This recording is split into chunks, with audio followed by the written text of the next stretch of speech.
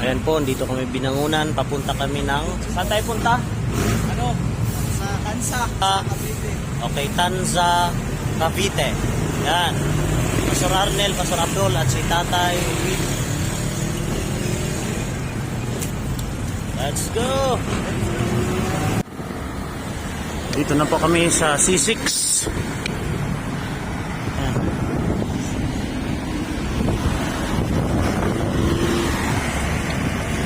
Meron kami mga kasabayan po.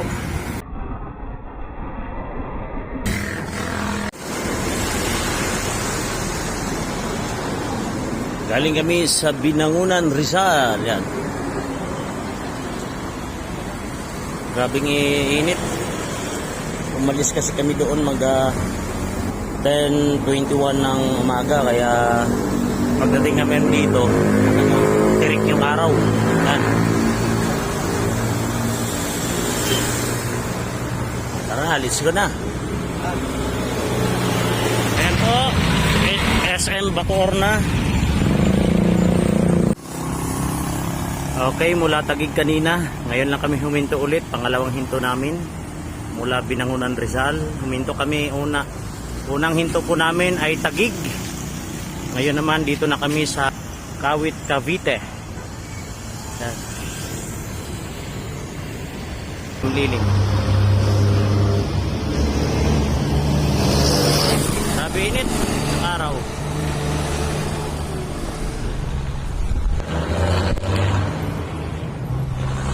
Dito kami sa kapatid ni Pastor Arnel sa bahay. Nagtitinda ng mga surplus, mga baso.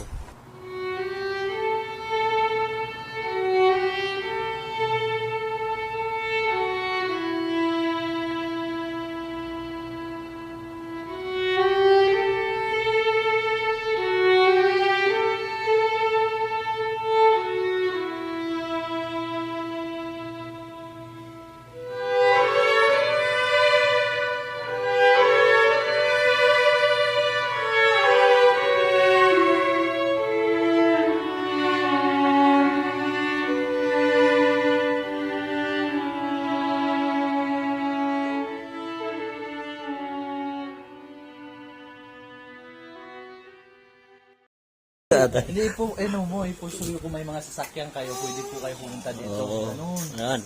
May ano pang bag. Oo, mga mura lang. Japan surplus. Kung may mga sasakyan kayo, pwede kayo dito pumunta na lang. Ano ang klaseng bag yan?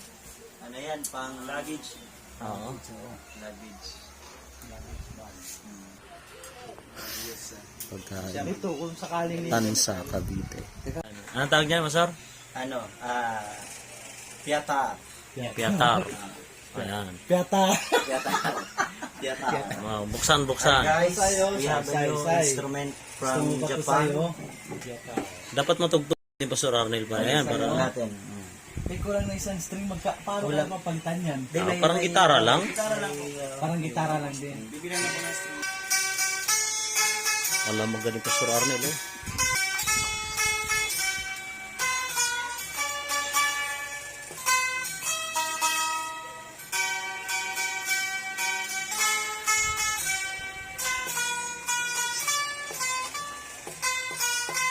Ngayon lang practice ang kuhagan. Anong masasabi mo, Pastor Abdul? Oo, ganda. Napakaganda po, napakaganda. Ikaw lang ang may ganito sa Pilipinas pagka... Oo. Unique yan. Ang tawag dito ay Ito, may isa pang kinukuha. Parang the blood. Ang mga bilihan ito. May kalbiro, may puan. In the blood. Ikaw lang mayroong ganito. So, parang gusto kong... Magkano ito ba? 500 lang. Ito, maganda din. Meron din, oh. Mas malaki. Mas malaki ba? Alisin mo pa. Mas malaki. Baka yan, kumpleto ng string. Kumpleto ba yung string yan? Parehas din ang laki yan. Ano lang ba? Uy, may balot pa. May balot pa yan. Ay, maganda to. Please. Handle with care. Hindi mo agad nabasa? Grabe. Uy, maganda to. Mas complete ay hindi. Kulang din. Anong Uy, kulang? maganda to. Mas maganda to. Gold kasi yung ano. Kaya, dalawa na lang bilhin. Pareho lang po ng ano to. O, Uy, maganda. ito yung magkano? 800 po. 800 tapos 500. Ito kasi, 800 lang kuha ko dito. Ito, 500 kuha ko. Balik po na lang ako dyan. Pasarap. Wala kasi yan, bihira kasi yan sa Pilipinas. Siyempre pasarap. Parang gitara. Iniipit lang din. Yan, parang gitara lang. Parang gitara lang. Pinipihit. Itabi mo na lang to sa akin. Pastor John, pabasa nga ako nung ano. Babasa nga nito, anong sabi niya? Handle with care. Pareho lang sila dito eh. Ito. Handle with care nga eh. Yan. Maging galing mo, basa talaga. Tapos may cover pa, kaya siya 800 din. Dapat may 1,000 na yan.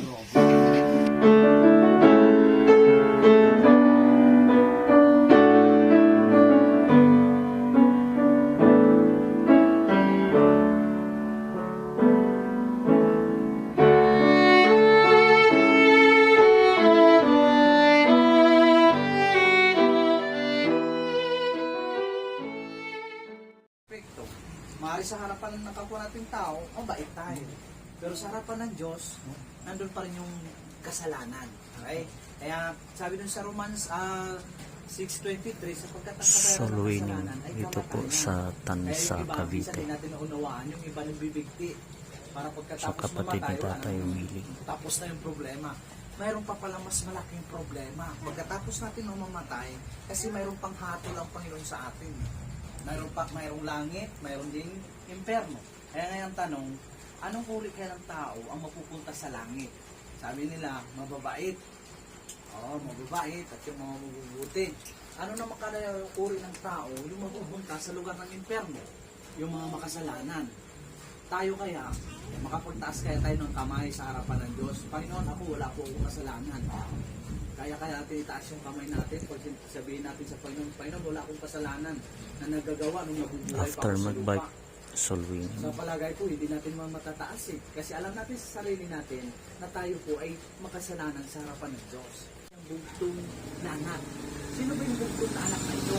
Ito po ay si Yesu Cristo. Si Yesu Cristo po ay yung namatay sa krus ng Kalbaryo para tubusin yung ating mga kasalanan. Sabi naman ng ibang tao, Pastor, tapos na pala eh, tinubos na ni Jesus Christ yung ating kasalanan sa krus ng Kalbaryo. Ito sabihin, mapupunta na sa langit. Okay? Pero hindi nagtatapos doon sa pagtubos.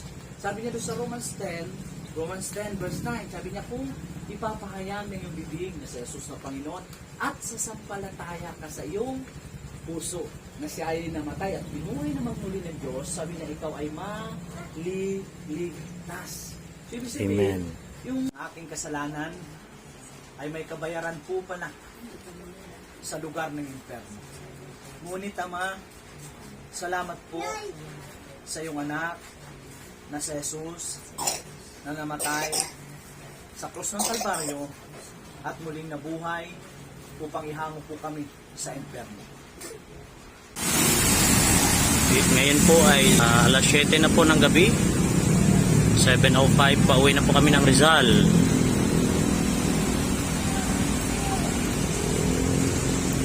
Ayan po, may mga kasama natin nagbabike. Yung bike natin. Pauwi na po kami ng Rizal. Ako sa Binangonan, Rizal. Galing dito sa Tansa after na nag-soul winning po rito. Praise God and to God be the glory.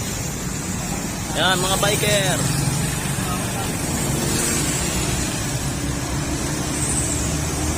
Palis na po kami. Diyan lang po kami galing sa kabila.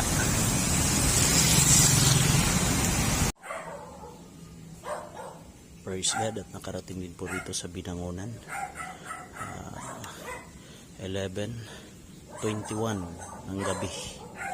Kakarating ng grabe ulan kanina sa Cavite. Dito pala bandang Tagig. Punta sa Binangonan walang ulan. Praise God.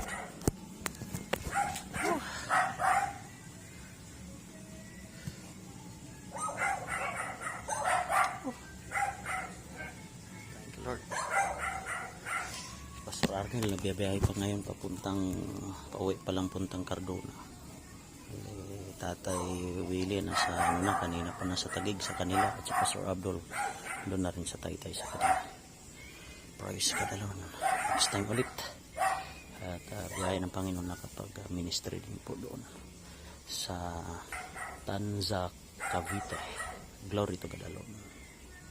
Ito, nasa lansangan pa, naplatan pa. Yun o. Plat. Wala pa naman ang vulcanizing. Ay, nako. Pero malapit-lapit na sana ako. Kaso nga lang, dito na ako sa lagpas ng Tatala eh. So wala nang vulcanizing. Magtutulak pa ako nito. Lakad.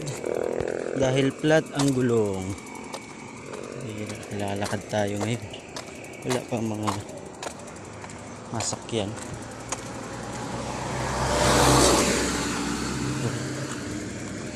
Lakad lang. Tulak-tulak. Ayos.